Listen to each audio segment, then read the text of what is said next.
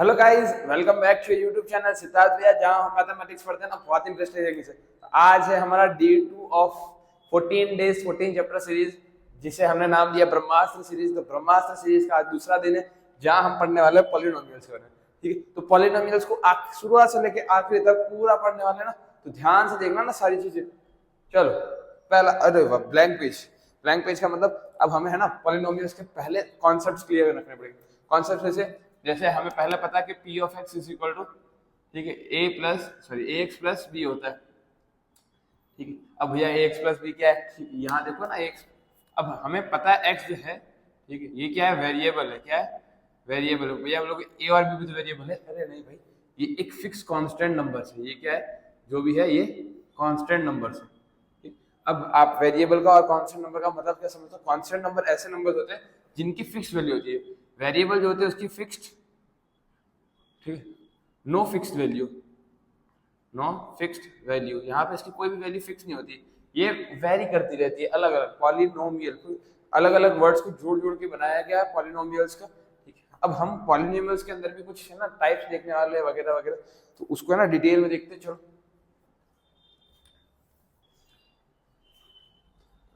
ठीक है, यहाँ पे इसकी क्या नो फिक्स वैल्यू। अब पॉलिनोमियल को और आगे देखते हैं क्या होता है। देखो, सिंपल सी बात है, पॉलिनोमियल का मतलब तो हमें पता ही है कि क्या होता है।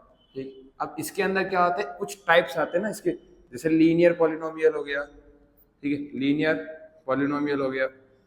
उसके बाद, ठीक है, क्वाड्रेटिक हो गया, क्वाड्रेटिक पॉलिनोमियल हो गया। ठीक है, और भी आते हैं। ठीक है, इसके अंदर अगर तीसरा टाइप देखें तो क्यूबिक पॉलिनोमियल हो गया। इसके बाद एक और आता है बाई क्वाड्रेटिक। इसके बाद हालांकि है ना, जिससे आगे बनाने का ट्राई किया ना तो बनाएगा नहीं, क्योंकि ठीक है, अब ये होता क्या, उससे पहले ना हम एक और कॉन्सेप्ट समझते हैं, जिसे हम नाम देते हैं डिग्री ऑफ पॉलिनोमियल। जिसे हम नाम देते हैं degree of polynomial, degree of polynomial. अब डिग्री ऑफ पॉलिनोमियल का ना सिंपल सादा है ना, बहुत अच्छे से मीनिंग समझाऊं ना, तो यहाँ पे इतना समझो, highest highest power, highest power of, highest power of, ठीक है, polynomial, highest power of polynomial. अब लीनियर क्वाड्रेटिक और पॉलिनोमियल क्यूबिक का मतलब क्या है, जो लीनियर पॉलिनोमियल है इसकी जो हाईएस्ट डिग्री होती है वो कितनी होती है, ठीक है, 1 होती है। हाईएस्ट डिग्री कितनी होती है, क्वाड्रेटिक की हाईएस्ट डिग्री 2, पॉलिनो क्यूबिक के 3 और डायरेक्ट क्वाड्रेटिक की 4। अब हालांकि इसका मतलब क्या है वो हम समझते हैं। जैसे मैंने, हम लोग कुछ एग्जांपल्स कर दे ना, क्वेश्चन क्वेश्चन समझो। जैसे मैंने लिखा 2x² प्लस 3x प्लस 1। अब मैं पूछूं इसमें डिग्री ऑफ पॉलिनोमियल कितना है, तो आपको ना, ठीक है, सीधा सीधा दिख रहा है हाईएस्ट पावर कितनी है एक्स की, 2। इसकी डिग्री कितनी होगी, हाईएस्ट पावर, ठीक है, 2। उसके बाद अगर मैं दूसरा क्वेश्चन दूं तो 2x पावर 1/2 प्लस 3 प्लस, हाँ ठीक है, प्लस 3। तो क्या ये पॉलिनोमियल है? पहली बात तो इसमें है ना, इसकी पावर ही 1/2 है ना, इसकी पावर ही कितनी है, 1/2। डिग्री ऑफ पॉलिनोमियल इसको 1/2 लिखेंगे, लेकिन हमारे पॉलिनोमियल के अंदर ये सेटिस्फाई नहीं कर रहा है ना। तो आपको है ना ये याद रखना कि पॉलिनोमियल दिखता कैसे है। पहले तो कुछ और करते हैं, 3x³ प्लस 4x की पावर 100 प्लस x की पावर 99। तो इसमें डिग्री ऑफ पॉलिनोमियल कितना हुआ, अरे दिख रहा है बेटा सामने, x की हाईएस्ट पावर 100, तो इसकी डिग्री ऑफ पॉलिनोमियल कितना हुआ, 100 हुआ। कितना हुआ, 100 हुआ। तो ये कुछ छोटी मोटी बातें ऐसी आपको पता होनी चाहिए ना।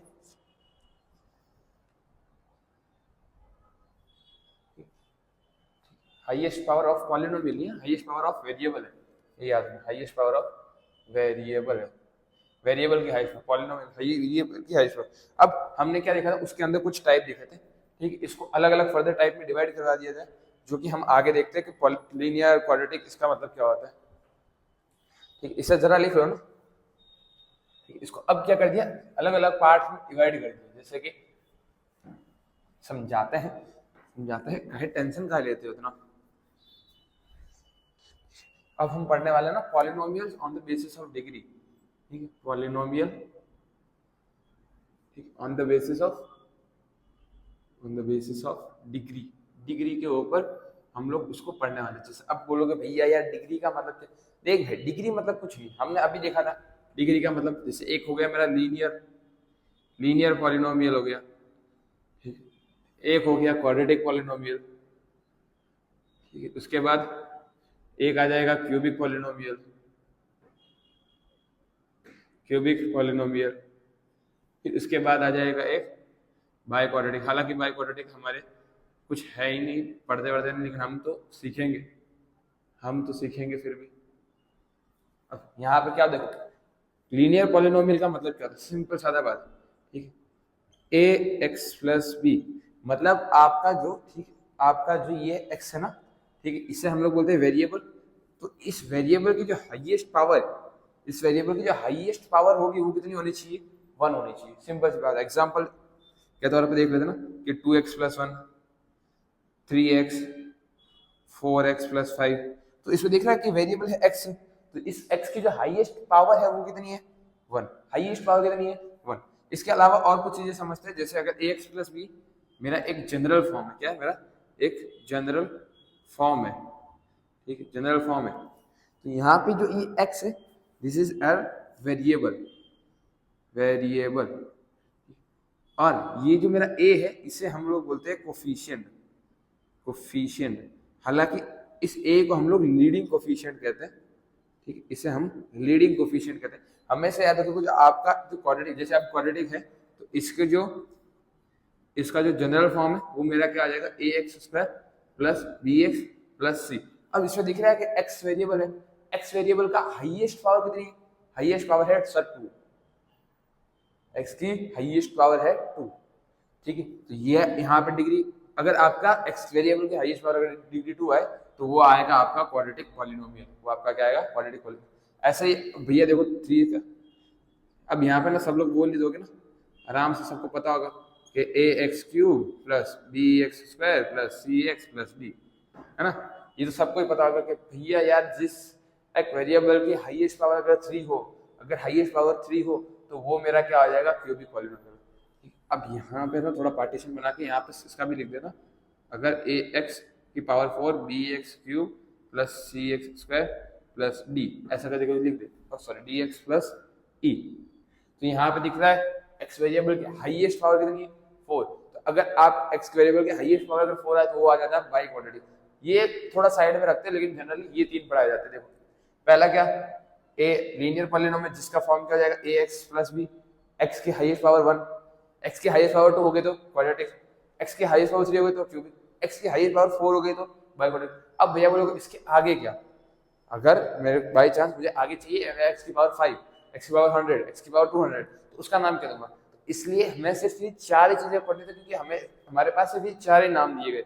इसके आगे अगर कोई भी पॉलिनोमियल आता है, ठीक है, जिसकी पावर डिग्री 5 हो, 6 हो, 7 हो, 8 हो, 9, उसे हम जनरली पॉलिनोमियल ही कहते हैं।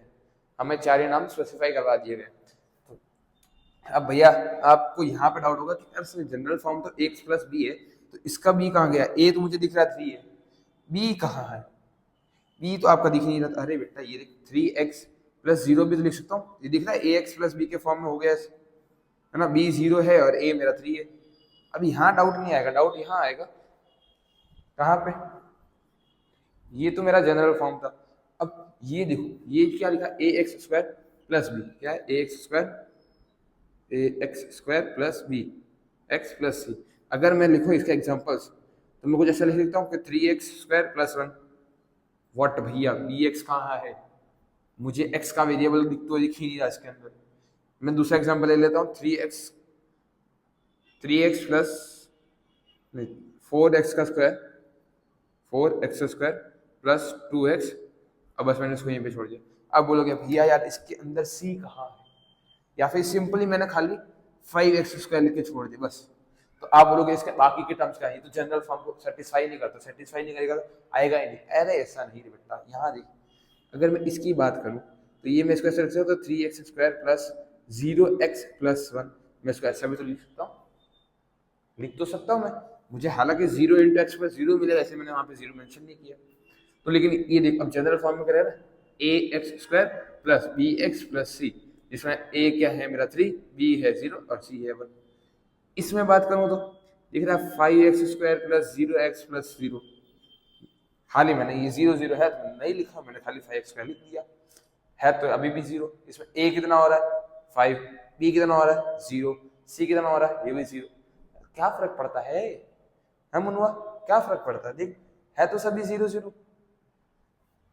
इस केस के अंदर ये भी वो हो जाएगा 4x² प्लस 2x प्लस 0, है ना। होता हमें बस क्या देखना है, हाईएस्ट पावर 2 होनी चाहिए बस। अगर हाईएस्ट पावर 2 है मतलब क्वाड्रेटिक है, बाकी इसको चेंज कैसे कर सकते हैं, ऐसे चेंज कर सकते हैं, ठीक है। अभी आगे और समझाएंगे जब हम लोग कोफिशिएंट उनके बारे में जब समझेंगे आराम से, तो ये इतना समझो, ठीक है। और सेम केस कैसा हो जाएगा, इसका भी सेम केस ऐसा ही होगा, ठीक है। तो इसे जरा सा ना अपना नोटबुक उठा दो ताकि आपको है ना इजी पड़े सब कुछ। इन सब में ना एक बात याद रखना कि a is not equal to 0 होगा। अगर a ही 0 हो गया तो 0 इंटू एक्स स्क्वायर, ये समझो 0 into x square plus 5x plus 1, तो ये हो गया टर्म 0, तो बचा क्या 5x प्लस 1। तो क्या ये क्वाड्रेटिक है, ये तो लीनियर है भैया। तो ये याद है ना, सब में a जो है वो 0 नहीं होगा, वो आगे समझते हैं। तो चलो आगे बढ़ते हैं ना, पहले इसको साफ कर लेते हैं ना आराम से, और लिख लेना है भाई नोट से, पेन पेपर लेके बैठा करो, जब भी पढ़ो उस टाइम पे पेन पेपर सब लेके बैठा करो, ताकि आपको अगर एक बार पढ़ने बैठ गए तो वहां पे आपको खड़ा ना होना पड़े वापस। अब जब भी बैठो पढ़ने के लिए, उस टाइम पे आपके हाथ में एक पेन, आपका एक बुक और एक एनसीईआरटी किताब होनी चाहिए, ताकि आपको फिर कोई प्रॉब्लम ना आए, ठीक है। तो हमेशा लेके बैठा करो उसको। चलो आगे बढ़ते हैं, आगे क्या है,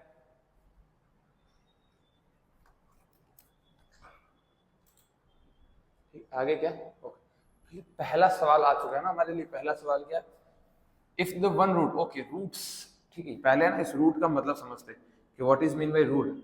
रूट आएगा, 0 आएगा, ठीक है। फिर हाँ आंसर्स आएंगे, जो भी आएंगे सॉल्यूशंस वगैरह जो भी आप बोलते हो, या फिर रूट और 0 दो ही टर्म्स मेनली होते हैं, ठीक है। तो रूट और जीरोस का मतलब क्या होता है कि आपका जो क्वाड्रेटिक इक्वेशन है, फिर अच्छा इसमें ना, अच्छा आगे स्लाइड बढ़ाते हैं हम लोग, तो हमें ऐसा कुछ अभी तो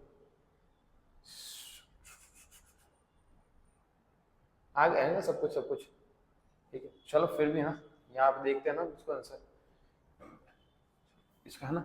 रूट और जीरोस का मतलब क्या होता है कि आपका जो भी क्वाड्रेटिक इक्वेशन है, मतलब हमने जो क्वाड्रेटिक इक्वेशन माना था, इसके दो रूट्स आएंगे, ठीक है। एक आ जाएगा अल्फा, दूसरा आ जाएगा बीटा, आपने ऐसा कुछ करके पढ़ा होगा। तो ये जो आंसर्स आएंगे, या फिर हम लोग जब भी क्वाड्रेटिक इक्वेशन सॉल्व करते हैं, अगर बाई चांस मैंने ये इक्वेशन है, इसको मैंने स्प्लिटिंग टर्म से दोनों अलग अलग भाग में कर दिया, एक्स स्क्वायर प्लस फलाना फलाना माइनस फलाना फलाना जो भी है, और माइनस एड करके कुछ कर दिया, तो इसके बाद उसके कुछ दो ब्रैकेट बनेंगे, दो ब्रैकेट बनने के बाद एक एक आंसर आएगा, एक्स की दो वैल्यूज आएगी, एक्स की कोई भी अल्फा और बीटा कोई भी दो वैल्यूज आएंगी, तो वो जो है वो आपके जीरोस कहलाते हैं। जीरोस बोलो या फिर रूट्स बोलो, दोनों बात सेम है वो आंसर। मतलब आपकी एक्स की एक ऐसी वैल्यू जहां पे आपका जो वेरिएबल, आपका जो पॉलिनोमियल है वो जीरो हो जाएगा, ठीक। जीरोस ऑफ द पॉलिनोमियल हम कहते हैं, ठीक। तो पहले हम सवाल कर लेते हैं ना, सवाल तो मेरे हिसाब से आपको आएगा। ओके ओके, अब यहाँ क्या बोला गया है कि आपका one of the root of a polynomial, इस पॉलिनोमियल का एक रूट जो है वो 4 है, तो मुझे a की वैल्यू बताओ। यहाँ पे ना बड़ा सिंपल है, देखिए x square plus a x plus minus 8 is equal to 0।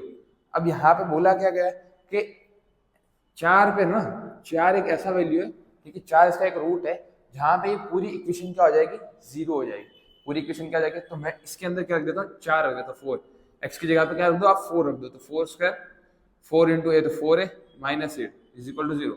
4 का स्क्वायर 16 माइनस प्लस 4 है माइनस 8, 16 माइनस 8 प्लस 8, और यहाँ पे जाके क्या जाएगा माइनस, तो 4 है माइनस 8, और ये 4 मल्टीप्लाई में नीचे आके डिवाइड है, तो ए इज इक्वल टू माइनस 8/4, 4 में 4 4 2 8, तो मेरे को ए की वैल्यू कितनी मिली, -2। ए की वैल्यू कितनी मिली, -2। तो आपका जो ऑप्शन है सी जो है वो सही होगा, आपका जो ऑप्शन सी है। रूट का मतलब समझो आपको उसके आंसर, या फिर ऐसा नंबर जो अगर मैं वापस पॉलिनोमियल उठा के रख दूं तो उसका आंसर पूरा 0 हो जाएगा, ठीक है। चलो आगे बढ़ते हैं, नेक्स्ट स्लाइड क्या, if 1 0 of the quadratic polynomial is true, ठीक है, फाइंड द वैल्यू ऑफ ए। अब भी जस्ट हमने इसका पहले, अरे ये तो सीबीएसई सवाल है 2020 का सवाल, देखो यहाँ पे सिंपल है, if 1 0 of the quadratic polynomial, मतलब एक जीरो, मैंने अभी क्या बोला कि आपका जो रूट्स और जीरो जो है वो सेम ही चीज होता है, दोनों अलग अलग कुछ नहीं होता। जीरो है वो क्या हो गया, सेम ही चीज होंगे, अलग अलग नहीं होंगे। अगर इस पूरे क्वाड्रेटिक इक्वेशन का जीरो एक जो है 2 है, मतलब x square plus 3x plus के, इसके अंदर ये पी ऑफ एक्स है, अगर मैं इसके अंदर पी ऑफ टू रख दूं तो ये इक्वेशन क्या आ जाएगी, जीरो। मतलब इस पूरे पॉलिनोमियल का अगर मैं वैल्यू में अगर टू रख दूं तो मेरा जो आंसर होगा क्या होगा, जीरो। तो इसके अंदर रखते तो क्या हो जाएगा, टू का स्क्वायर, एक्स की जगह पे मैंने क्या रखा टू, तो टू का स्क्वायर प्लस थ्री टू सा सिक्स प्लस के तो अपनी जगह पे ऐसे ही रहेगा इज इक्वल टू में जीरो। तो दो का स्क्वायर चार प्लस छः प्लस के इज इक्वल टू जीरो, और छः और चार 10, ठीक है। तो 10 प्लस के इज इक्वल टू जीरो। तो ये प्लस 10 है, वो साइड जगह जाएगा -10। तो के की वैल्यू कितनी आ गई, -10। के की वैल्यू कितनी हो गई, -10। बड़ा इजी ना, ऐसे सवाल तो कोई भी है ना आराम से कर लेगा। तो ऐसे सवालों में ना ज्यादा टाइम वेस्ट ना करो, ठीक है। कॉन्सेप्ट क्लियर रखो कि जीरो का मतलब क्या होता है। कोई लोग है ना यहाँ पर अटक जाते हैं, कुछ बच्चे यहाँ पर अटक जाते हैं कि जीरोस और रूट का फर्क क्या दोनों में। कोई फर्क नहीं, दोनों सेम ही चीज है। रूट लो या जीरो लो सेम ही चीज है, आना तो वही, आंसर तो वही आने वाला है। आगे बढ़ते, जियोमेट्रिकल मीनिंग, ठीक है। जियोमेट्रिकल मीनिंग का मतलब क्या होता है कि हम ग्राफ के थ्रू, है ना, ग्राफ के थ्रू। अब ग्राफ कैसे भैया, अरे यहाँ देखो भी, ठीक है, यहाँ देखो। पहला तो हमें पता होना चाहिए कि मेरा जो लीनियर का जो ग्राफ होता है, लीनियर इक्वेशन का जो ग्राफ होता है वो हमेशा होता है एक स्ट्रेट लाइन, ठीक है। ये है ना, कभी भी पूछ सकते हैं ना स्ट्रेट लाइन कि लीनियर इक्वेशन का ग्राफ कैसा होता है। तो आपको बता दूं कि लीनियर इक्वेशन का जो ग्राफ होता है वो होता है हमेशा स्ट्रेट लाइन। इक्वेशन बोलो या फिर पॉलिनोमियल बोलो, दोनों एक ही बात है, ठीक है। अगर मेरा क्वाड्रेटिक पॉलिनोमियल आ जाए, ठीक, उसका जो ग्राफ रहेगा वो हमेशा रहेगा पैराबोला में। किस में रहेगा, पैराबोला, पीराबोला, है ना।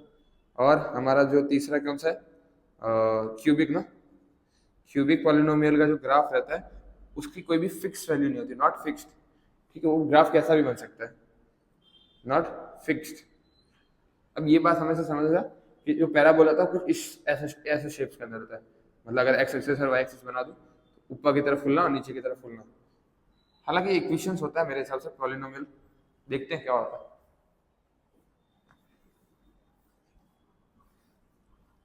देखो जियोमेट्रिकल मीनिंग का मतलब कुछ नहीं ना, सिंपल सादा एक ऐसे समझो कि ग्राफ के अंदर, ठीक है, अगर आपका कोई भी ग्राफ के अंदर, इतना ग्राफ के अंदर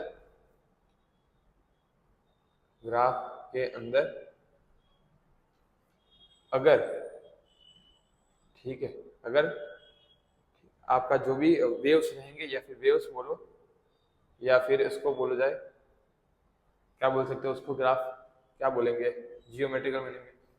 आपका जो भी पॉलिनोमियल का ग्राफ रहेगा, आपका जो भी पॉलिनोमियल का जो ग्राफ रहेगा,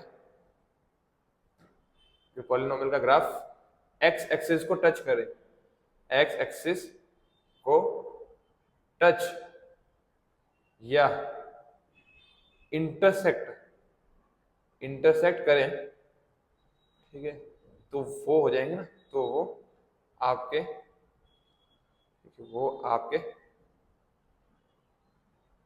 नंबर ऑफ जीरोस होंगे, नंबर ऑफ जीरोस प्रेजेंट होंगे। ये समझना, इसका मतलब क्या, देखो अगर मेरे पास कोई भी ग्राफ है, ठीक है, अगर मैं ऐसा मान लूं कि मेरे पास कोई भी एक ग्राफ ऐसा करके कुछ, ये डिग डिग डिग ऐसा करके कोई ग्राफ है एक्स वाई जेड। तो अब यहाँ समझो कि ये जो ग्राफ ऊपर गया, नीचे आया, ऊपर गया, तो इसने एक्स एक्सिस को कितनी बार टच किया। तो पहला इंटरसेक्टिंग पॉइंट क्या, ये, दूसरा भैया ये, और तीसरा भैया ये। तो कितनी बार टच करा, 1 2 3। तो इसके नंबर ऑफ जीरोस कितने आएंगे, इसके नंबर ऑफ जीरोस कितने, वो होंगे भैया 3। हाँ, आराम से देखो ना इसको, इसके नंबर ऑफ जीरोस कितने होंगे भैया, 3 नंबर ऑफ जीरोस होंगे। अगर वही इस पूरे लाइन को यहाँ से काट, इसको यहीं पे छोड़ दिया मैंने, तो अब देखो कितनी बार इंटरसेक्ट कर रहा है, एक पॉइंट यहाँ पे और दूसरा पॉइंट यहाँ पे। अब कितनी बार इंटरसेक्ट कर रहा है, 2 बार, एक यहाँ पे एक यहाँ पे, 2 बार। तो अब इसके नंबर ऑफ जीरोस कितने आएंगे, नंबर ऑफ जीरोस इसके प्रेजेंट रहेंगे कितने, 2। इतना याद रखना है, जितनी बार एक्स एक्सिस के ऊपर, जितनी बार एक्स एक्सिस के ऊपर इंटरसेक्ट या फिर टच भी करेगी ना, अगर टच भी कर रही है ना, तो वो भी क्या होता है इसके जीरो। टच कैसे, देखो भैया ऐसे है, यहां से ऊपर गया, नीचे आया,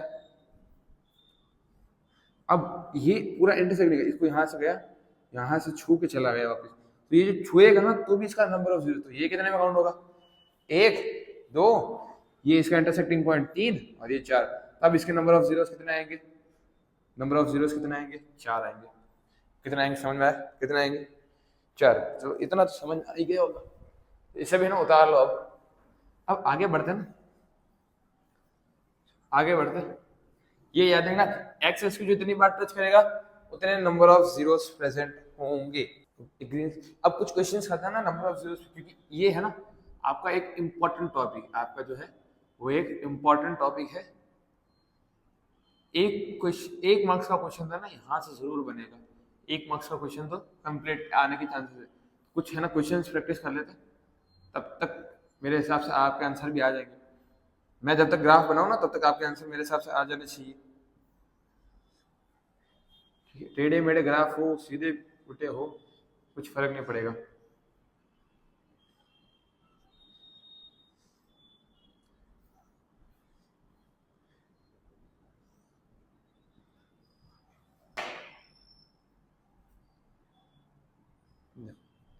एक और यहाँ पे बना देते हैं।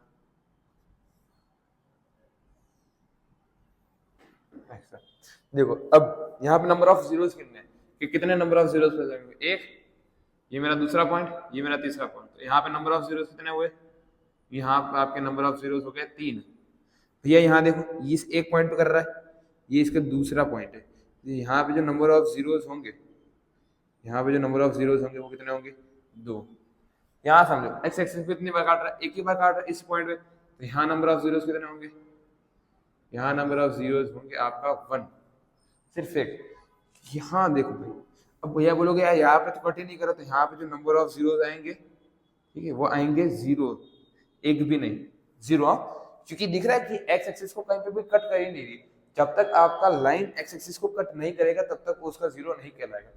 यहाँ देखो ये एक स्पेशल केस है, इसको हम लोग पैराबोला बोलते हैं ना, हमने पता है चैप्टर हमने पढ़ा पैराबोला क्या होता है। तो ये दिख रहा है एक ही पॉइंट पे टच कर रहा है, इस एक पॉइंट पे। तो जब इसके नंबर ऑफ जीरोस निकालेंगे, नंबर ऑफ जीरोस जो होंगे इसके वो कितने होंगे, सिर्फ एक ही नंबर ऑफ जीरो होगा इसका। चलो यहाँ पे तो हमने कुछ क्वेश्चंस कर लिए, आगे बढ़ते हैं। पहले इसे ना अपने नोटबुक में उतार लो फटाफट, वीडियो पॉज करके। ये कुछ इंपॉर्टेंट है, ये याद रखना। अच्छा इसमें एक और ऐसा सवाल आता है जो बहुत ज्यादा कंफ्यूजन वाला है। कंफ्यूजन वाला है मतलब कैसे भैया, अरे यहाँ देखो हमारे टाइम पे एक सवाल आ गया था ऐसा, और मैं उसको गलत करके आया था। जैसे कि कैसे, अगर मैं ये ऐसा सवाल है,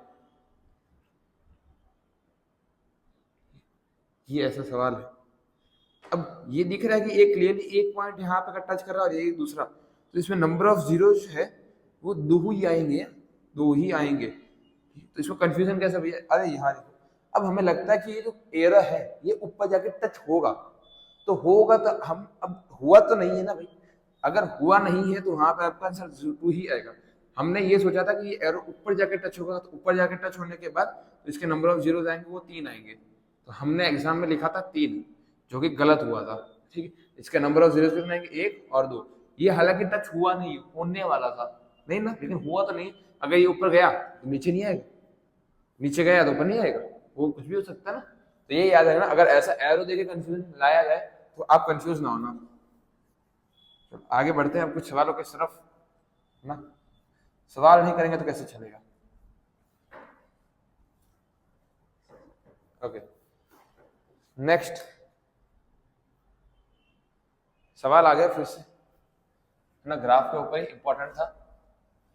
if the graph of the polynomial p of x cut the x axis at 3 points and touch it at 2 points, the number of zeros of p of x is r। ठीक है, सीबीएसई 2021 का सवाल है।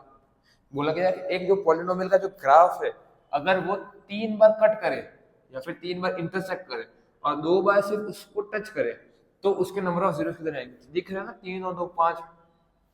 अब मैं direct ऐसा नहीं बता दूंगा 5 होते हैं, देखो ऐसा करके कुछ ग्राफ बना के शो करते हैं ना कि कैसे होगा। जैसे मेरा ये गया 1, ये दूसरी बार कट हुआ, ये तीसरी बार। ठीक है, अब टच का मतलब क्या, जैसे कि ये 1 पॉइंट के बाद ये दूसरी बार, तो 1 2 3 कट कर दिया पूरा, इंटरसेक्ट, कट मतलब इंटरसेक्ट। तो ये 1 पॉइंट पे इंटरसेक्ट किया, ये दूसरे पॉइंट पे इंटरसेक्ट किया, ये तीसरे पॉइंट पे इंटरसेक्ट किया, और बोला 2 बार टच किया सिर्फ। तो 2 बार टच किया ना, एक बार यहाँ पे टच हुआ और दूसरी बार यहाँ पे टच होता है। 1 2 3 4 5, आंसर क्या हो गया मेरा 5, है ना। तो इसे भी है ना बड़े इंपॉर्टेंट क्वेश्चन था ये भी सीबीएसई के। और हालांकि ऐसे कंफ्यूजन वाले क्वेश्चन आते हैं, यहाँ पे कंफ्यूज नहीं होना है। Next, relationship. ठीक है, अरे भाई relation between zeros and the coefficient of the quadratic polar equation. अब हमने क्वाड्रेटिक इक्वेशन तो पढ़ लिया, अब उसके क्या रिश्ते नाते पढ़ने वाले ना। ठीक है, आपकी और मेरी गर्लफ्रेंड हो ना हो, लेकिन हम रिश्ते नाते किसके पढ़ेंगे, क्वाड्रेटिक इक्वेशन के रिश्ते नाते पढ़ेंगे।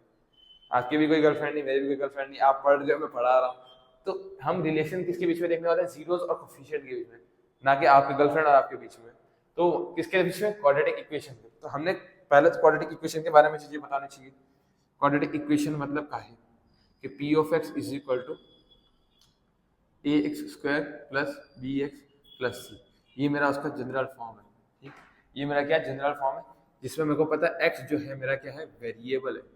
एक्स मेरा क्या है, वेरिएबल है ना, वेरिएबल। अच्छा, ये जो मेरी इक्वेशन है A X square plus B X plus C is equal to 0, ये मेरी क्या, इस पूरी इक्वेशन को अगर इज इक्वल टू 0 लगा दो या कोई नंबर लिख दो, तो इसे मैं बोलूंगा क्वाड्रेटिक इक्वेशन। क्वाड्रेटिक इक्वेशन है ना। तो अब ये याद रखना, जो आपका जो लीडिंग कोफिशिएंट है, ये मेरा हमेशा क्या रहेगा, लीडिंग कोफिशिएंट। लीडिंग कोएफिशिएंट आपका x square, x cube, x की पावर 4, एक्स की पावर 5 के साथ जो भी नंबर रहेगा उसे हम लोग क्या आएंगे, लीडिंग कोफिशिएंट। ये जो कोफिशिएंट वर्ड यूज किया ना, इसका मतलब क्या होता है कि आपके वेरिएबल के आगे जो लगने वाला नंबर है, जैसे ये वेरिएबल है, इसके साथ जो नंबर है उसे हम लोग बोलते हैं कोफिशिएंट। जो आपका वेरिएबल उसके साथ जुड़ने वाला नंबर, जैसे x के साथ कौन सा है, b है, तो b क्या है, किसका कोफिशिएंट है, x का। तो अगर मैं ऐसा लिखूं, कोफिशिएंट ऑफ एक्स स्क्वायर, तो आपका है ना आंसर आना चाहिए a, क्योंकि हमें अभी तक इक्वेशन a के लिए पढ़ रहे थे, तो a। अगर मैं पूछूं कोफिशिएंट ऑफ x का कोफिशिएंट बताओ, दिख रहा है x का कोफिशिएंट क्या है, b। अब भैया बोलोगे यार ये c जो है इसके पास तो कोई वेरिएबल ही नहीं है, तो ऐसे नंबर्स जो c है, ठीक है, जो c है मेरा, जो आपका c है वो एक कांस्टेंट नंबर है। वो क्या है, एक कांस्टेंट नंबर है, तो उसको वेरिएबल के साथ नहीं जोड़ेंगे, कांस्टेंट नंबर है। अब ये जो जीरोस है आपके जो आंसर आने वाले क्वाड्रेटिक इक्वेशन को सॉल्व करने का, तो ये याद है ना, जीरोस भी कहते थे इसको, और इसको रूट्स भी कहते हैं। इसे रूट्स भी कहेंगे और जीरोस भी कहेंगे, दोनों कहेंगे, ये याद रखना। जब भी आप क्वाड्रेटिक इक्वेशन सॉल्व करोगे तो आपके दोनों नाम आ सकते हैं ना, जीरोस और रूट, तो कंफ्यूज मत होना, रूट्स और जीरो सेम चीज होती है। ये मेरा क्वाड्रेटिक इक्वेशन है, ठीक है, ये मेरा लीडिंग कोफिशिएंट है, इसे हम क्वाड्रेटिक इक्वेशन कहते हैं। ये उसका जनरल फॉर्म है। क्वाड्रेटिक इक्वेशन की कोफिशिएंट कैसे पता करते हैं वो पता चला। अगर मैं कोई एक और चीज दे दूं, मान लो एक्स क्यूब, या फिर एग्जांपल ही करते हैं ना, ठीक है, जैसे कि 5x square plus 7x plus 1। अगर मैं आपको ये पूछ लूं what is the coefficient of x, तो x का कोफिशिएंट का मतलब x वेरिएबल के साथ जो नंबर लगा है उसको हम लोग बोलते हैं कोफिशिएंट। तो यहाँ पे क्या आ गया, 7। वही क्वेश्चन अगर मैं एक्स स्क्वायर के लिए पूछ लूं, एक्स स्क्वायर क्या था, तो 5। यहाँ तक तो ठीक है। अरे भैया ये देखो, अगर मैं ऐसा लिख लूं -3x square minus 7x minus plus 1 is equal to 0। अब मुझे बता x का कोफिशिएंट क्या होगा, x का कोफिशिएंट क्या होगा, बोलोगे 7, नहीं भाई माइनस भी लगा है तो पूरा आएगा -7 कोफिशिएंट वाला, ठीक है। कोफिशिएंट अगर मैं बोलूं तो वहां पे आपको माइनस भी मेंशन करना पड़ेगा। अगर मैं बोलूं coefficient of x square, x square का कोफिशिएंट कितना, 3, नहीं -3 है, कितना है, -3। ये माइनस वाली गड़बड़ मत करके आना एग्जाम में।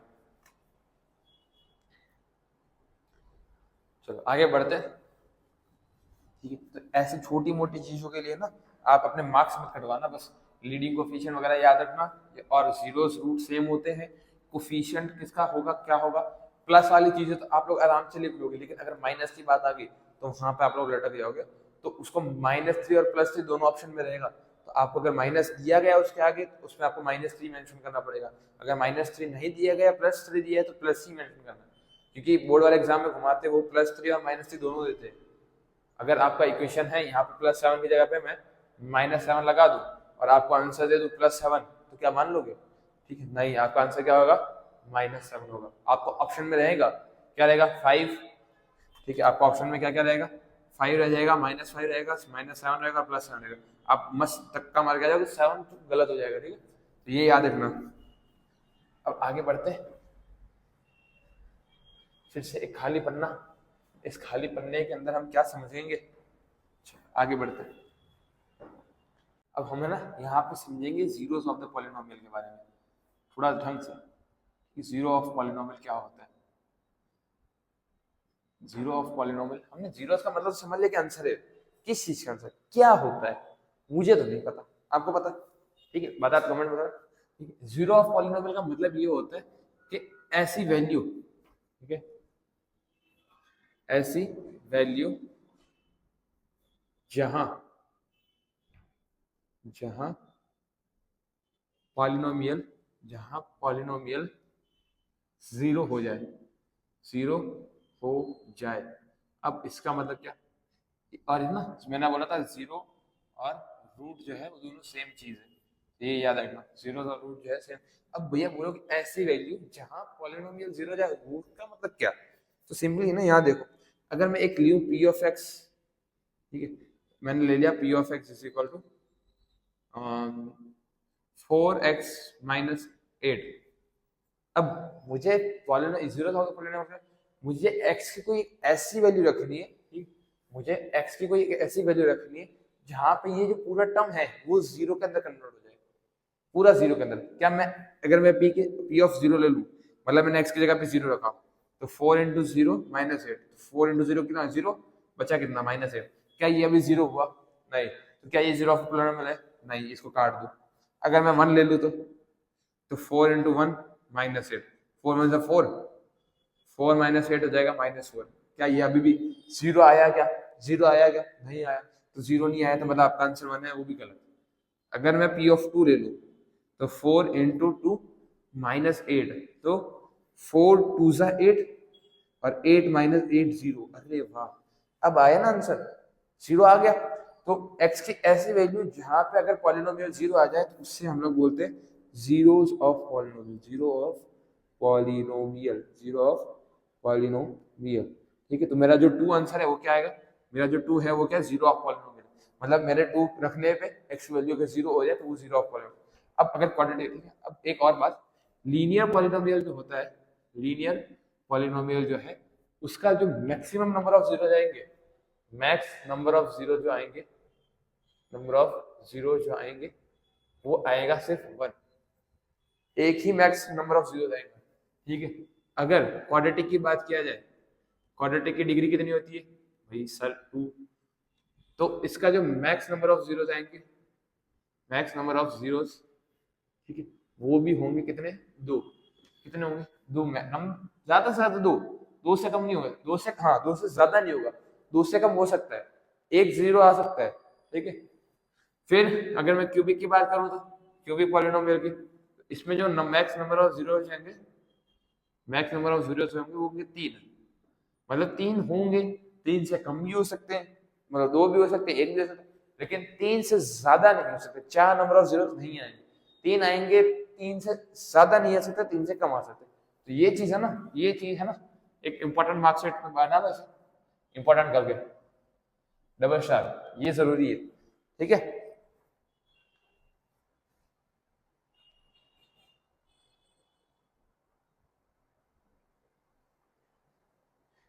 अब हम थोड़ा क्वाड्रेटिक के बारे में समझते हैं ना। ठीक है, क्वाड्रेटिक में थे, इसको रफ कर देते। अब यहाँ देखो,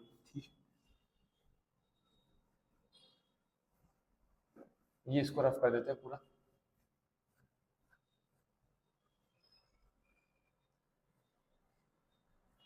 अब हम बात कर रहे थे क्वाड्रेटिक के बिना तो जीरो से पहुंच गए। अब यहाँ देखो, जो आपका क्वाड्रेटिक पॉलिनोमियल है, जो आपका क्वाड्रेटिक पॉलिनोमियल है या फिर क्वाड्रेटिक इक्वेशन, आपका जो भी क्वाड्रेटिक इक्वेशन जो है, ठीक है, अब क्वाड्रेटिक इक्वेशन की जरा बात की जाए तो ये क्या है, जो मेरा इक्वेशन है जनरल फॉर्म में कुछ ऐसा, इसके हमने देखा था कितने आएंगे, 2 आंसर, 2 जीरो आ सकते हैं। ठीक है, मैं मान लेता हूँ उसका आंसर जो अल्फा और बीटा आएंगे। आपने हमने क्या देखा, जीरोस ऑफ पॉलिनोमियल में जो मैक्सिमम नंबर ऑफ जीरोस आएंगे वो कितने आएंगे, अल्फा दो आएंगे तो मैंने मान लिया अल्फा और बीटा होते हैं, ठीक। अब यहाँ पे एक दो टर्म्स इंट्रोड्यूस किया जाता है जिसे हम बोलते हैं सम ऑफ जीरोस और सम ऑफ जीरोस, एंड दूसरा जो है मेरा आएगा प्रोडक्ट ऑफ जीरोस। दूसरा मेरा क्या आएगा? Product of zeros, product of zeros. अब सम ऑफ जीरोस का मतलब क्या? सम ऑफ जीरोस का मतलब है कि दोनों आंसर्स को जोड़ दो, मतलब अल्फा प्लस बीटा, मतलब इन दोनों को जोड़ दो। प्रोडक्ट ऑफ जीरोस का मतलब क्या होता है कि अल्फा इंटू बीटा, मतलब इन दोनों का मल्टीप्लाई कर दो। तो क्या हमने इंट्रोड्यूस कर दिया, लेकिन क्यों, है ना? और कैसे? अब जो आंसर आएगा ना, अब देखो जब आप इन दोनों को जोड़ोगे तो आपका जो आंसर आएगा वो माइनस बी बाई ए के बराबर आएगा। माइनस बी बाई ए का मतलब बी ये रहा, ए ये रहा, और अल्फा इंटू बीटा करने पे आएगा सी बाई ए की तरफ। सी बाई ए मतलब, ठीक है, सी बाई ए मतलब ये रहा सी और ये रहा ए। अब क्यों भाई ये दो टर्म्स को इंट्रोड्यूस किया है? तो माइनस बी बाई ए का अंदर माइनस कोफिशिएंट ऑफ एक्स, ना, बी जो है वो किसका कोफिशिएंट है? एक्स का ही कोफिशिएंट है, डिवाइडेड बाय क्या हो रहा है? ए। तो कोफिशिएंट ऑफ एक्स स्क्वायर, ए किसका कोफिशिएंट है? एक्स स्क्वायर का कोफिशिएंट। यहाँ पे ऊपर तो आ जाएगा कांस्टेंट, अब हमें पता है सी जो है मेरा कांस्टेंट है, और नीचे क्या आ जाएगा? Coefficient of x square, coefficient of x square का कोफिशिएंट आ जाएगा। तो ये दो टर्म्स है ना, याद रखना। एसओ ये कि सम ऑफ जीरो जो होता है क्या था? Alpha plus beta is equal to minus B by A, alpha into beta is equal to C by A. ये याद रखना, बस इतना ही है। और अल्फा और बीटा मेरे क्या है? अल्फा और जो बीटा मेरे है वो क्या है? मेरे जीरोस है। क्या है? मेरे जीरोस प्रेजेंट है। बस इतनी चीजें याद रखना और कुछ नहीं। अब हम है ना कुछ क्वेश्चन से मूव करते हैं ना डायरेक्ट, इसको यहाँ पर बंद कर देते हैं, अभी हटा देते हैं। ये चीज लिख लेना, सारी चीजें लिखते रहना, क्योंकि शॉर्ट नोट्स ही हमें लास्ट एग्जाम में काम आने वाले। चल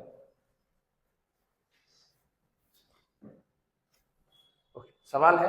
अब बोलोगे यार भैया यार आपने अभी टॉपिक समझा यार, उसी के ऊपर हार्ड क्वेश्चन चालू कर दिए सीधे। कुछ तो इजी स्टेप वाले देख भाई, स्टेप वाइज के लिए पूरा साल गया, अब थोड़े कुछ ना तगड़े सवाल करने पड़ेंगे। तगड़े सवाल में भी सीबीएसई 2015 का सवाल है, तो बोर्ड का सवाल है, छोड़ेंगे नहीं, ठीक है। तो क्या दिया है? F of x is equal to x square minus x plus minus 4, और हमें बोला गया फाइंड करो किसकी value? 1 upon alpha plus 1 upon beta is equal to minus B by sorry alpha into beta. तो अब बोला कि यार भैया आपने अब तो अल्फा प्लस बीटा सीखा था, ये 1 upon alpha plus 1 upon beta कहाँ से आ गया? तो सिंपल है, देख भाई इन दोनों को क्या कर, क्रॉस मल्टीप्लाई कर दे, इसको यहाँ भेज दे, इसको यहाँ भेज दे, और आपस में मल्टीप्लाई हो जाएगा। क्रॉस मल्टीप्लाई ज्यादा ही होगा। 1 इंटू बीटा तो बीटा, प्लस 1 इंटू अल्फा तो अल्फा, अपॉन आपस में मल्टीप्लाई हो जाएगा, अल्फा इंटू बीटा और माइनस अल्फा इंटू बीटा। अब आप भैया बोलेगा भैया आपने अल्फा प्लस बीटा सिखाया था, तो ये बीटा प्लस अल्फा क्या होगा? अरे भाई सेम ही होगा ना। देख 2 में 3 जोड़ूंगा तो भी 5 ही आएगा, और 3 में 2 जोड़ूंगा तो भी 5 ही आएगा, है ना। तो ये आगे पीछे होने से कोई फर्क नहीं पड़ता, है ना, इतना तो पता होगा, मान के चलता ना, इतना तो पता ही है। तो अल्फा प्लस बीटा लिख देता हूँ मैं इसको, अल्फा प्लस बीटा अपॉन में alpha into beta minus alpha into beta. अब बोलोगे भैया इसके आगे क्या? इसके आगे इतना समझ, और ये मेरी इक्वेशन है। अब मुझे पहले अल्फा प्लस बीटा फाइंड करवा। हमें पता क्या होता है? माइनस बी बाई ए। तो माइनस बी कितना है? 1। अरे 1 नहीं, क्या है 1 नहीं है, माइनस है। मैंने बोला माइनस होगा तो इसको इंक्लूड करना है, तो क्या आ जाएगा? -1 अपॉन में ए कितना है? वो भी 1 है, तो 1। तो माइनस माइनस प्लस, तो अल्फा प्लस बीटा कितना आया? 1 आ गया। चलो ये तो बढ़िया है। अब भैया बोलो अल्फा इंटू बीटा कितना है? ये कितना? सी बाई ए है, सी कितना देखो 4 नहीं -4, और ए कितना है? वो तो 1। तो अल्फा इंटू बीटा कितना आया मेरा? -4। तो आपको खाली ये वैल्यूज उठा के इसमें रखनी। अल्फा प्लस बीटा कितना? 1 अपॉन में अल्फा इंटू बीटा कितना? -4, और माइनस ये कितना है? -4। तो इसको ना फर्दर यहाँ पे सॉल्व करते, तो 1 -1/4 प्लस, देखो माइनस माइनस प्लस हो गया तो +4, यहाँ पे एलसीएम ले ले, -1 + 16 अपॉन में 4, यहाँ 1 1 1, 4 4 16, और 4 1 4, तो 16 - 1 15 अपॉन में 4, ये आपका आंसर आ गया। इजी था, बस खाली कॉन्सेप्ट क्लियर रहने की जरूरत थी, है ना। आगे बढ़ते, ये यहाँ पे अब देखो फिर से आपके लिए ना सवाल आ गया, आपके लिए फिर से सवाल आ चुका है, करते हैं ना फिर इसको। ये गुजरात बोर्ड का, ये 2022 का, मतलब इस साल आने के चांसेस थोड़े ज्यादा है ना। 2022 का सवाल है भाई, कुछ तो आएगा ही आएगा। क्या लिखा हुआ है, X square plus 7x plus 10। इसका सिर्फ जीरोस निकालना है, कुछ नहीं करना, जीरोस निकालना है। और ये गुजरात बोर्ड 2022 का सवाल है ना, तो थोड़ा इंपॉर्टेंट भी होगा। यहाँ देखो, इसको स्प्लिट कर दो दो टर्म्स में, तो एक्स स्क्वायर, अब हमें पता है कि दो नंबर्स का मल्टीप्लाई करने पे कितना आना चाहिए, a इंटू सी, ठीक है, और दोनों नंबर का प्लस करने पे कितना आना चाहिए, तो 10 वन जा 10, और दोनों को जोड़ने पे कितना आना चाहिए, 7 आना चाहिए, दोनों को जोड़ने पे 7। तो ऐसे कौन से दो नंबर है, तो दिख रहा है 5 2 जा 10 होता है, और 5 प्लस 2 कितना होता है, 7 होता है। तो दो नंबर्स कौन हो गए, 5 और 2, लिख दो यहाँ पे 5x प्लस 2x प्लस 10, इन दोनों में कॉमन ले लो x, बचा क्या, x प्लस 5 प्लस यहाँ पे दोनों में 2 कॉमन ले लो, क्या बचा x प्लस 5, तो x प्लस 5 और दूसरा क्या आ जाएगा x प्लस 2। अब x is equal to x plus 5 जो है इसको 0 के बराबर रख दो, क्योंकि सब जो टर्म्स है वो 0 के बराबर है, ठीक है। और दूसरा क्या आ जाएगा, x plus 2 is equal to 0, तो यहाँ पे प्लस 5 इस साइड क्या जाएगा माइनस 5, तो ये मेरा पहला आंसर निकल गया। यहाँ पे ये प्लस 2 उस जगह माइनस 2, तो ये मेरा दूसरा आंसर निकल गया, हो गया खत्म। अब मुझे ना आप लोग आंसर ये है ना, अब आप लोग फाइंड करो alpha plus beta minus B by A और के बराबर होता है कि नहीं, वेरीफाई करना है। तो अल्फा प्लस बीटा कितना है, -5 और -2, तो -5 और -2, -5 -7, देखते बराबर होता है, बी 7 माइनस बी कितना 7, 7/1 हो गया ये तुम्हारा। अब alpha into beta is equal to C by A होता है, ये आप लोग वेरीफाई करो, चलो जल्दी। सॉरी गाइस, वो कुछ रीजंस के कारण हमने जो वीडियोस बनाए थे, ठीक है, उसके कुछ पार्ट के बाद अभी जो पार्ट चल रहा ना, इसके बाद वाला पार्ट का वॉइस पूरा डिलीट हो चुका था, तो उसकी वजह से हमें ये जो शेड है या फिर ये जो क्वेश्चन है हमें वापस रिपीटली मतलब आपको वापस शूट करने पड़ेंगे, तो कृपया करके माइंड मत करना, ठीक है, इन क्वेश्चन पे ध्यान दो, ये भी इंपॉर्टेंट है। इससे पहले जो हमारा टॉपिक है वो देख लेते ना हम लोग। इससे पहले क्या है, इससे पहले हमारे पास है एक इक्वेशन, ठीक है। अब बोलोगे भैया यार कौन सी इक्वेशन, अरे इक्वेशन मतलब समझ रहे कि ये है एक इक्वेशन, ठीक है, X square minus alpha plus beta x into alpha into beta. ये हालांकि जो है तेरी बहुत इंपॉर्टेंट ना, ये एक इम्पॉर्टेंट, बहुत ज्यादा इम्पोर्टेंट, ठीक है, इक्वेशन है। इससे क्या है एक्चुअली जो तुम्हें क्वेश्चंस करने वाला ना, वो क्वेश्चंस में सिर्फ वैल्यू रखने से, इनमें सिर्फ वैल्यू रखने से ही हमारा आंसर आ जाएगा, ठीक है। तो ये एक रिलेशन है, हालांकि इसका पूरा डेरिवेशन हम नहीं देखने वाले, हमें सिर्फ याद कर रखना कि ये इक्वेशन याद रखनी। जैसे कि अगर कोई क्वेश्चन में आपको दिया जाए कि बोल दिया जाए कि भैया तुम्हारे पास सम ऑफ जीरो जो दिया है, कि तुम्हारे पास जो सम ऑफ जीरोस दिया हुआ है वो है -3, ओके, एक्स वाई जेड, और जो प्रोडक्ट ऑफ जीरोस दिया हुआ है, क्योंकि जो प्रोडक्ट ऑफ जीरोस दिया हुआ है वो है 5, ऐसा मान लिया मैंने, ठीक है। तो अब हमें बोलेंगे फाइंड द क्वाड्रेटिक इक्वेशन, तो यहाँ पे है ना हमारे तोते नहीं उड़ जाने चाहिए, फाइंड, ठीक है, क्वाड्रेटिक इक्वेशन। तो यहाँ पे क्या होता है, कुछ बच्चों के तोते उड़ जाते हैं कि भैया यार सम ऑफ जीरो देने से और प्रोडक्ट ऑफ जीरो देने से हमें कैसे फाइंड करेंगे। तो भाई कुछ नहीं ना, एक नंबर का सवाल है, दो नंबर का सवाल, सिर्फ क्या रखना है, X square minus alpha plus beta X plus alpha into beta, ठीक है। X square as it is आ जाएगा माइनस अल्फा प्लस बीटा मतलब sum of zero, sum of zero कितना दिया हुआ है -3 X plus alpha into beta मतलब product of zero, product of zero कितना दिया हुआ है 5, तो यहाँ पे रख दिया 5, यहाँ पे जो आंसर आएगा कितना, एक्स स्क्वायर देख minus minus plus plus 3x और प्लस 5, बन गया फट से क्वाड्रेटिक इक्वेशन। तो ऐसे ही क्वेश्चन सारे करने हैं, किसके बेसिस पे, इस इक्वेशन के बेसिस पे, ये याद रखना, x square minus alpha plus beta x into alpha plus beta, ठीक है। या फिर इसको दूसरे लैंग्वेज में लिखना तो ऐसे लिखना, x square minus sum of zeros, sum of zeros x plus product of zeros plus product of zeros, ऐसा भी लिखोगे तो भी कोई दिक्कत नहीं है, ठीक है। तो लेकिन है ना याद रहना चाहिए बस, हमें तो इन्हीं से मतलब है, इन्हीं से ही मतलब है, और किसी चीज से मतलब नहीं है। तो चलो आगे बढ़ते ना, कुछ क्वेश्चंस करके देखते देखते क्या है, कैसा होगा या कैसे क्वेश्चन आ सकते हैं, ठीक। ये एक क्वेश्चन है हमारे पास, देखो जी क्या बोला ना, find the quadratic equation, find the quadratic polynomial, ठीक है, whose sum of zeros and the product of zeros is -3 and 2, मतलब जिसका सम ऑफ जीरोस और प्रोडक्ट ऑफ जीरोस क्या है ये है। और ये जीएसए भी 2022 का सवाल है, मतलब गुजरात बोर्ड का 2022 का सवाल।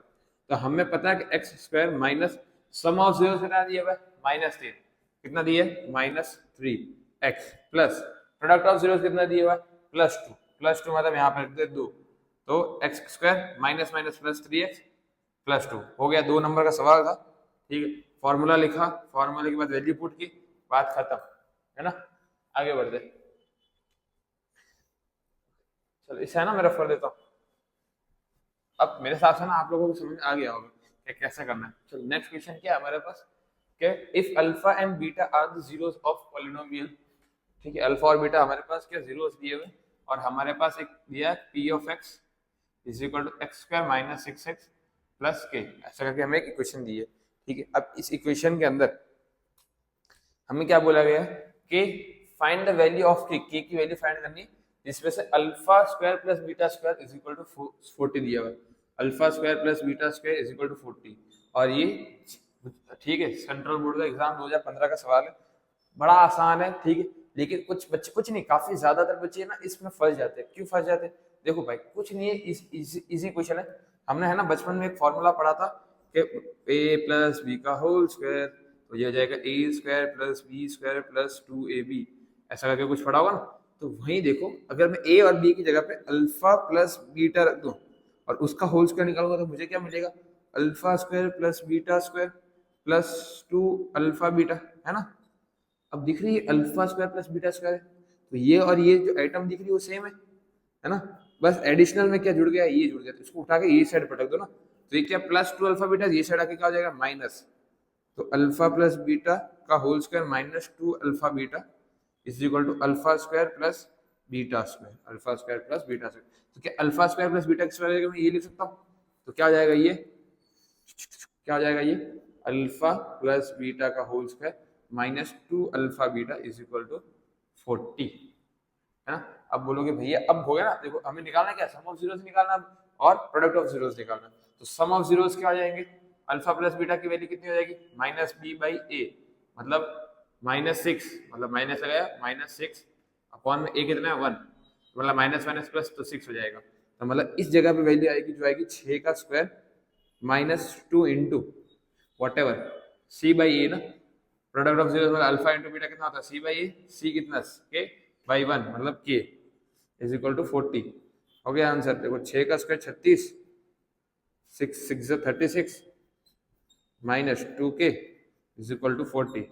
अब ये माइनस ये है ना 36 को उठा के वो साइड भेज दो, तो -2k इज इक्वल टू 40 - 36 कितना हो जाएगा, -2k इज इक्वल टू 40 में से कितना आ गया 4 बचा, और k की वैल्यू कितनी आ गई -4/2, है ना। 2 1 2 2 2 4, तो मेरे को जो k की वैल्यू मिली है ना वो कितनी आ गई -2, k की वैल्यू कितनी आ गई -2। देखो बड़ा आराम से, देखो बहुत इजी क्वेश्चन है, ठीक है। हम जितना लोड लेते हैं उतना नहीं है इसमें। देख लो एक बार सॉल्यूशन पूरा, और एक बार खुद से ट्राई करो, ताकि ना जो चीज नहीं आ भी रही ना वो भी आना चालू हो जाए।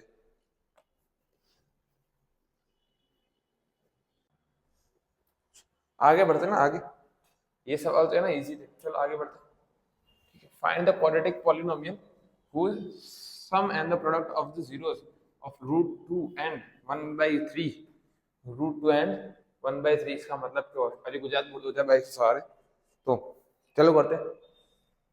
सम एंड प्रोडक्ट √2 and 1/3, हमें पता क्या कि X square minus alpha plus beta X plus alpha into beta, तो X square minus alpha plus beta कितना आ जाएगा √2x plus alpha into beta कितना आ जाएगा 1/3।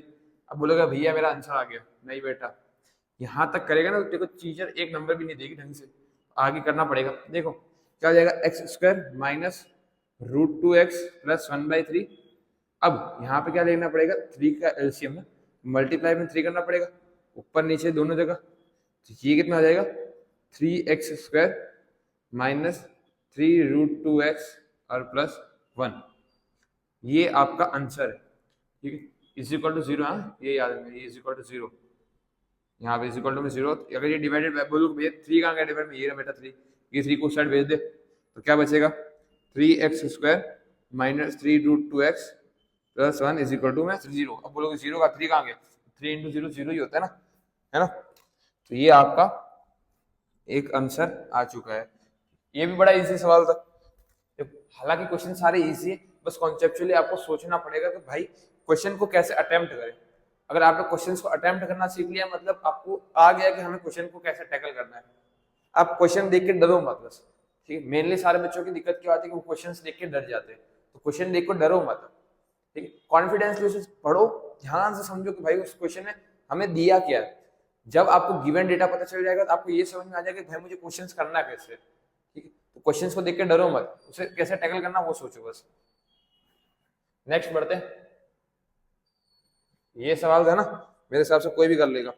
बोला गया if alpha and beta are the zeros of the polynomial इस equation a² + b² + c then alpha plus beta, है ना। ये तो हमने पूरे जनरल इक्वेशन में पढ़ा था ना कि इसका आंसर -b/a होता है, -b/a होता है।